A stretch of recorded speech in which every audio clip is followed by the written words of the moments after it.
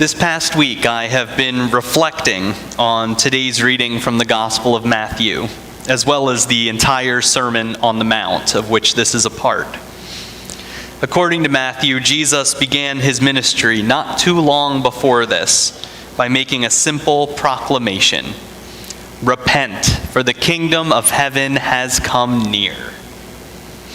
After calling for disciples and traveling the countryside, Jesus has attracted great crowds. And now he goes up the mountain to teach his disciples about what this kingdom of heaven means for them.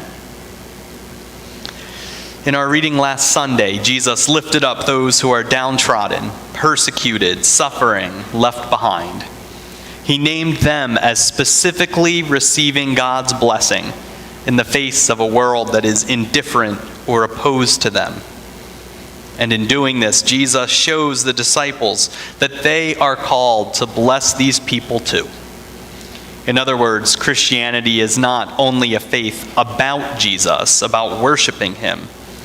It is also the faith of Jesus, about doing our human best to walk in his ways. During last week's service, our worship leader, Bill, described this call as challenging and empowering, and I couldn't say it better. So today, Jesus goes on. He uses imagery for the disciples to help them understand their calling. Jesus says, "You are the light of the world. A city built on a hill cannot be hidden. No one, after lighting a lamp, puts it under the bushel basket, but on the lampstand, and it gives light to all in the house. In the same way, let your light shine before others, so that they may see your good works and give glory to your Father in heaven." This passage reminds me of the old tall tale about a U.S. naval ship communicating with Canadian authorities. There was heavy fog. It was the time before radar or sonar. Upon seeing a light in the distance, the Americans made contact. "Please divert your course 15 degrees to the north to avoid collision." The Canadians responded, "Recommend you divert your course 15 degrees to the south to avoid collision." The Americans tried again. "This is the captain of a U.S. Navy ship. I say again, divert your course 15 degrees north." The Canadians responded, "I say again, you divert your course." The Americans countered, "This is the battleship USS South Carolina, lead ship of its class. We are armed with 8 12-inch 45 caliber Mark V guns. We are ready to fire. The position of your light has remained steady. I demand that you change your course 15 degrees to the north, or countermeasures will be taken to ensure the safety of this ship." The Canadians answered, "This is a lighthouse. It's your call." Thank you for laughing. Light is obviously something very distinctive in the darkness. Light can be a wonderful guide. If you lose your way outside, the light of the North Star can point you in the right direction. If you need to make your way to the fuse box when the power's out, it helps to have a flashlight. Or if you're on a ship, a lighthouse will keep you from running aground. But no matter what, the most basic thing about light is simply that it shines. Other people will see it. In the same way, consider the city on a hill. Nobody would build there unless they wanted everybody to see it. Even today in Europe, you can tour mountaintop castles and fortresses built by the old European kings and princes, intended to be visible signs of their authority. Before this country was founded in 1630, the governor of the new Massachusetts Bay Colony, Puritan leader John Winthrop, said, "We must consider that we shall be as a city upon a hill. The eyes of all people are upon us." Personally, I think this is very close to the meaning of Jesus, because Winthrop wasn't saying the city is going to be uniquely special or exceptional in and of itself. Winthrop said the city is going to be there for everyone to see, for better or for worse. Whether they get things right or they get things wrong, people will know. There's not going to be any hiding. And so, Jesus says if his followers are truly following him, that light is going to shine. Other people are going to see that light, whether they want to see it or not. And so, we can see this part of Jesus' longer Sermon on the Mount is both a promise and a warning. It's a promise that following Jesus will lead to amazing opportunities to be a source of hope to others, to be a beacon for those who are lost and hurting. But it is also a warning that behaving in the way Jesus behaves is going to attract attention, whether you want it or not. Holding up the poor and the meek and the poorly treated as examples of those blessed by God's presence will be seen as an act of defiance by those who wish to maintain their grip on self-righteousness and worldly success that they believe are gifts from God. Today, Jesus reminds us being a true follower has consequences. For Jesus, living this way leads him to a terrible execution carried out by the state. The crowds that listened with awe as he spoke about this different way of life embraced these words until they realized how much of a threat they would be to their own ways of life.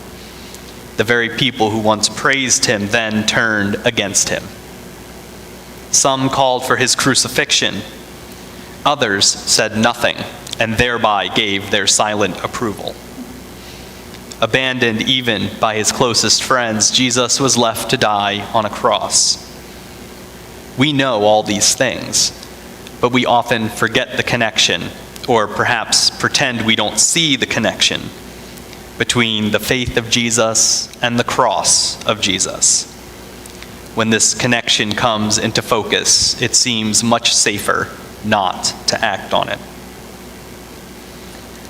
And perhaps that's why so many Christians don't act on it. For decades, the Gallup poll has been a source of reliable data on social, political, religious trends.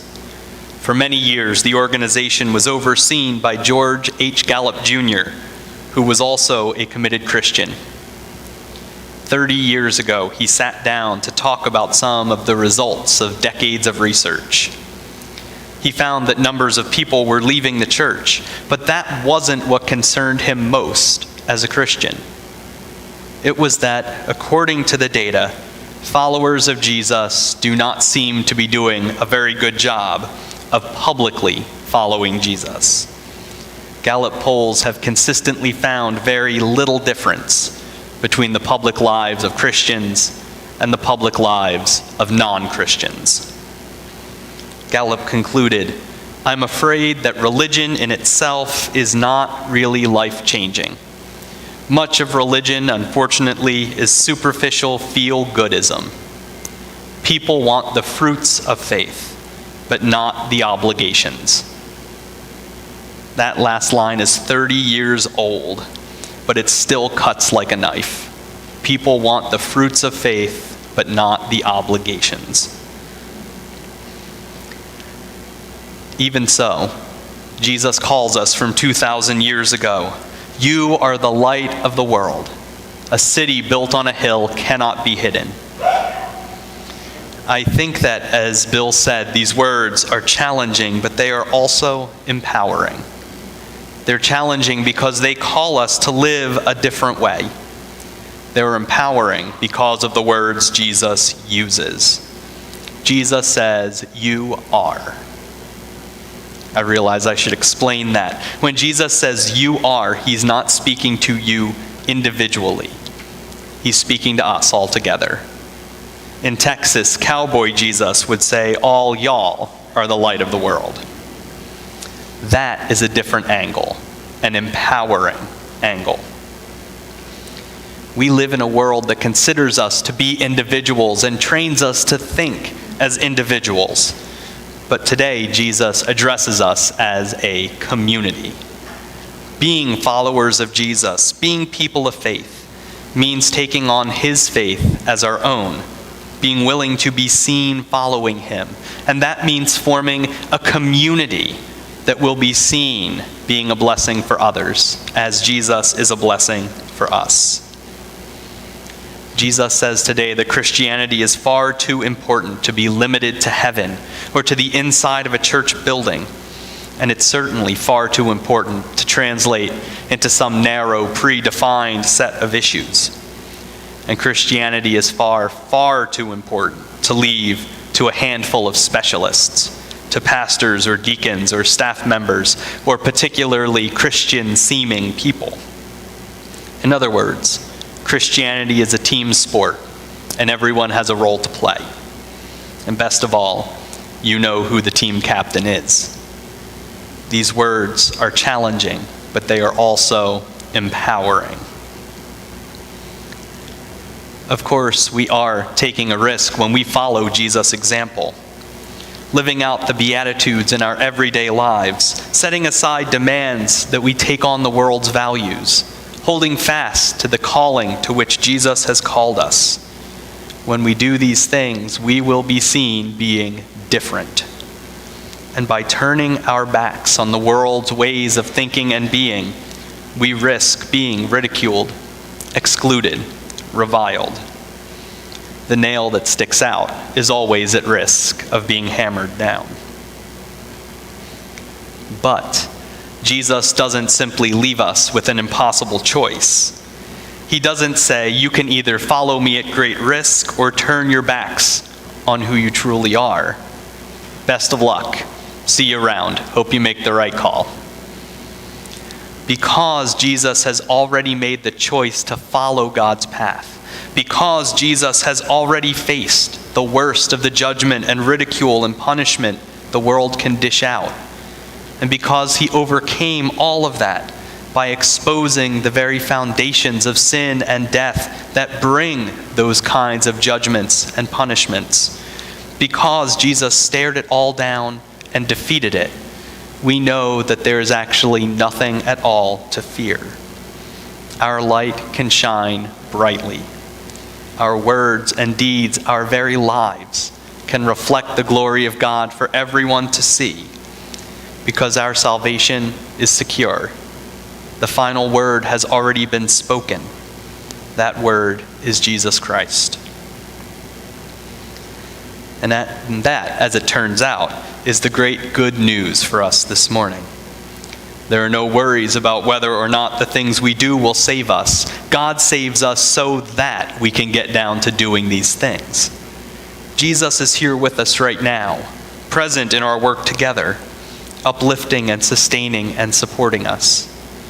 And so Jesus speaks, and together we listen. Jesus blazes a trail, and together we follow.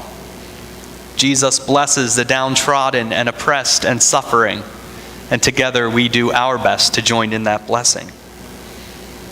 That may seem like a risk. It does to me too. Often it means thinking of others first and ourselves later. Often it means putting ourselves in other people's shoes, even if that makes us uncomfortable. Often it means accepting that God's will for our lives is not what we would choose for ourselves. We are taking chances here. That light will shine. That city can't be hidden. But that's where Jesus is. And I can't speak for you, but I would rather be with him than anywhere else. I once had a conversation with a former classmate from school who was Jewish, part of what is called Reform Judaism. I found out he doesn't believe in an afterlife, good, bad, indifferent. So I asked him, what is the goal of your faith? What's the end point? And he gave me a great gift. He told me not to get so hung up on what comes next that I forget about what is right in front of me here and now. He told me that he is honored to be a person of faith in this time and place. He invited me to think about what a privilege, what a blessing it is to be chosen by God, personally chosen to be one of God's representatives in this world. I don't think we focus on that enough as Christians. Whether you come here regularly or you found us this morning, Jesus has called every single one of us and gathered us together here. I can't emphasize enough that we are personally chosen by God. That is an amazing thing. It is also easily forgotten amid the cares of this world. Thankfully, Jesus is good at wake-up calls. And Jesus gives us this wake-up call again today. He says, I have chosen you to be a part of this world-changing thing called the kingdom of heaven. And all we need to do is look around to find that there is much that needs changing. People suffer in all sorts of ways. They need food and shelter, love and care, justice and mercy. They need God's righteousness. And because of this, you have your part to play, your crucial, indispensable role in the greatest story the world will ever know. And you are ready right now, even if you don't realize it. Jesus doesn't say, be the light of the world. He says, you are the light of the world. My prayer this week is that we take time to ask the Lord to show us where to shine, and then to listen for what the Spirit is saying. For the opportunity to do these things, thanks be to God, Father, Son, and Holy Spirit. Amen. Please stand as you're able.